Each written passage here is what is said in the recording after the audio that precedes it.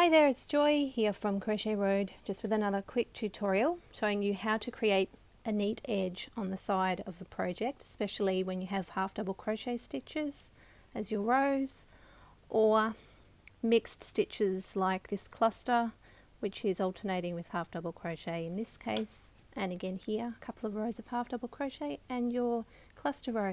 And I racked my brains and tried many different things to do this, but I didn't really like what I had achieved, and then I did some research, found Susan Carlson's fantastic blog, The Felted Button, had a great article on how to do this. So what I'm going to do essentially is create a slip stitch edging, and then to create single crochet into the slip stitches that you could do. So I'm going to show you up close how I do that. The body of this work is created with a 3.5 millimeter for the plain section, and actually does go up to a 4.5, but for the purposes of this edging, I found that a 4 millimeter is great just to create the slip stitches that you can work into. And then when I go back and do the single crochet, which I've already completed for this section here, I'm using a 3.5 millimeter to do that because it's easier to work into the slip stitches with a slightly smaller hook. We will get to that. So as you can see, it's a little bit interesting looking at these stitches and thinking, where do I place my hook? So if you're like me, you like a professional finish, it's worth taking your time. I'll do my best to do this through the camera. So I find things like this little loop at the base of a stitch just here, it's perfect. Make your slip stitches and grab the yarn. Make your slip stitches very loose so that you can work into them. As you can see, you've got that loose one there, that's quite loose. You want to make them able to be worked into with your single crochet in the next round. Now I'm going to do one, each stitch that I'm doing, I just want to check the height of it or the length of it after it's done, so it's not puckering the fabric and it's not too tight and it's also not too loose. So it's a little bit of a slow process, but I think it's well worth it. This is a tricky one, so sometimes you need to use your nails and different parts of your fingers to help you get that hook through the loop. And the idea is that you're creating a nice sturdy foundation. These slip stitches do not have to look perfect because they won't be visible once you've done your single crochet into them. But you do just need to again make them reasonably loose. So you're just pulling those stitches through and pulling that through. I'm using a doubled strand with this particular pattern. Of course you don't need to do that unless you are also using a doubled strand for your pattern. So I'll just keep going here. It doesn't matter how many stitches you make, just make them even. And then you might want to try a section and then go back and start with your double strand and try a section of single crochet over the top, and just double check that you're happy with the placement before you go on. Also, I like to stretch it out, and this is as much of the project as I can see with my setup, but I like to stretch it out and just check that I'm happy with how the finished product is looking. So yeah, I'm really happy with that, it's looking fine. Just going to show you when you're crocheting the two layers together for this particular pattern, and any time that you might need to do that in the future, how to do that too, because it's not quite as easy as just going along the side of stitches. So what I've been doing, and I find works quite well, is just going into the top or front two loops. Well, this is double stranded, so again single loop if you're using a single strand, and just into two loops behind that and doing your slip stitch. Same thing, just two loops is fine, and then just find the corresponding stitch wherever that might be at the back. And this particular pattern doesn't matter what the back looks like at all, because it's going to be hidden the entire time this item is in use. So yeah, your next stitch here, maybe your next stitch needs to be in here and there. So just judge it based on every stitch that you do. Just go, all right, where will I place my next one? It's a little bit of trial and error, and it's a bit of just experience. So have confidence in yourself and you'll be able to do it. And I'll also show you how to do this easier section, which is the rows of half double crochet. So I just do basically just one in here. It's like 3 stitches for every 2 rows is the ratio that I like to use. You might be happy to just do 1 slip stitch per row, but to me that was pulling a little bit and puckering a little bit, and 2 per row end, that is, of course, is a little too many. That's more the ratio you would use if it was a double crochet. Of course, I'm speaking in US crochet terms, as I do on video.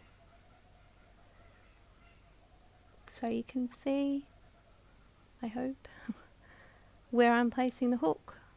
Usually get one into that loop there, which is just I believe it's a turning chain. It's one of the 2 turning chains. And then maybe into the actual stitch if you want to, right in the middle of the stitch. Double check your work. See, that doesn't look fantastic, but it will look very neat when you do your single crochets into those stitches. So see you back shortly. Okay, I've switched to my 3.5 millimeters, so I use a 0.5 millimeter smaller hook size for working the single crochet into these slip stitches. So I'm going to work under both loops of the slip stitch, which is as Susan suggested. She has a fantastic blog, Susan, and she's been away for a little while, but her blog is still just as relevant as ever, and I just love her work, so worth checking out the felted button. So yeah, just under those 2 loops, whoop, single crochet, and I'm not doing the single crochets tight, I'm making them reasonably, not loose, but just not really tight either, because you don't want your work to pucker.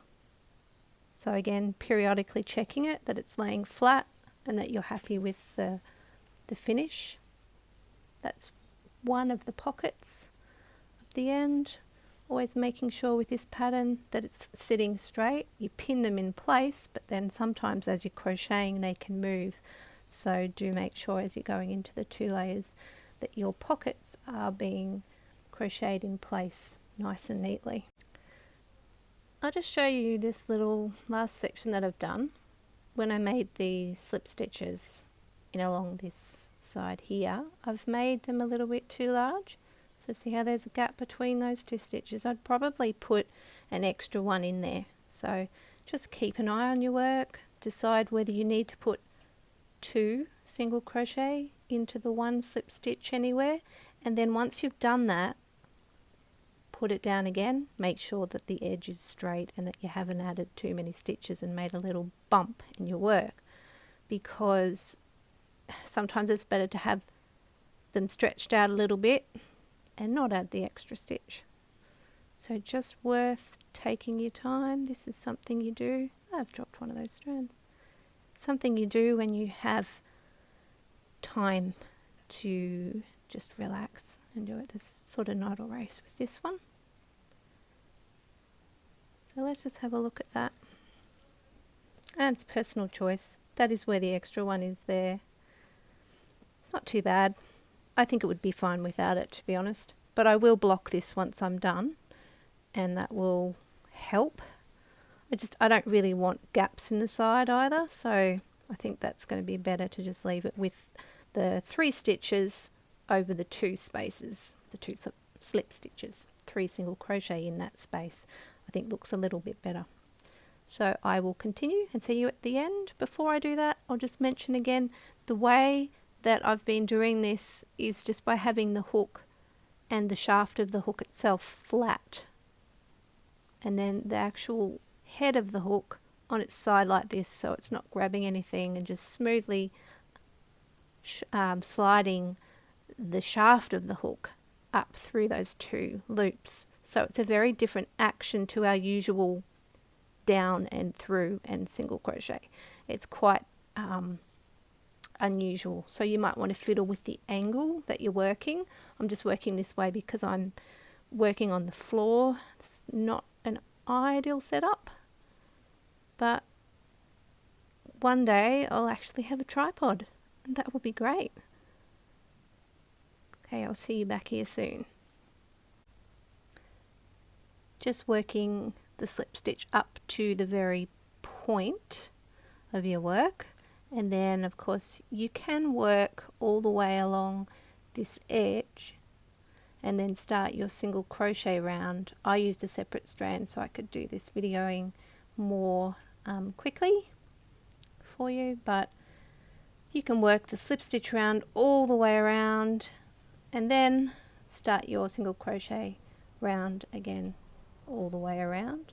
Just put 3 single crochet into your corner stitch, just like I have done there. So into that little space, that little slip stitch on the corner, just do 1, 2, 3, and that'll make a nice edging for your work. So all the best with your making your neat edging. Take your time and you will get it. Thanks very much for listening. Bye for now.